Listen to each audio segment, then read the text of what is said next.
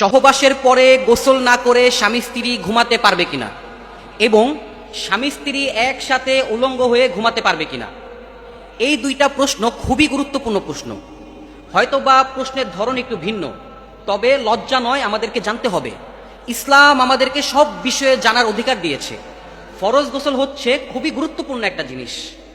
আল্লাহ তাআলা বলেন যে মুমিন সর্বদা সর্ব অবস্থায় পবিত্র থাকবে। আপনি আপনার স্ত্রীর সহবাস করতেছেন, সহবাস করার পরে আপনি গোসল করে ফেলবেন, নিজেকে পবিত্র করে ফেলবেন এবং আপনি আপনার স্ত্রীকেও বলবেন যে তুমি নিজেও পবিত্র হয়ে যাও। কেননা আপনি নিজে জানেন না যে কখন আপনার মৃত্যু হতে পারে, কখন আজরাইল আপনাকে পাকড়াও করতে পারে।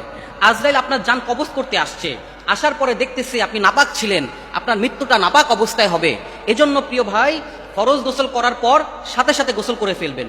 এখানে আরেকটা প্রশ্ন হচ্ছে, অনেকে আমাদেরকে বলে যে হুজুর যতবার সহবাস করব ততবারই কি গোসল করতে হবে? হ্যাঁ ভাই, আপনি আপনার স্ত্রীর সহবাস যতবার করবেন ততবারই আপনাকে ফরজ গোসল করতে হবে, কোনো অবস্থাতেই আপনি নাপাক থাকতে পারবেন না।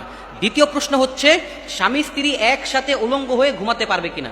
অবশ্যই স্বামী স্ত্রী একসাথে উলঙ্গ হয়ে ঘুমাতে পারবে।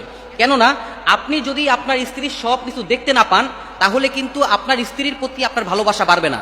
এমনিতেই সমাজের মধ্যে পরকীয়া জেনা বেড়ে যাচ্ছে, এরপর যখন আপনার স্ত্রী আপনাকে মানসিক শান্তি শারীরিক শান্তি দিবে না, তখন তো আপনি বাহিরে চোখ দিবেন, বাহিরে জেনা করবেন, বাহিরে ব্যভিচার করবেন। এজন্য আপনি আপনার স্ত্রীর সমস্ত কিছু ভোগ করতে পারবেন, সমস্ত কিছু দেখতে পারবেন। এইগুলো কাজ করার ইসলাম আপনাকে অনুমতি দিছে।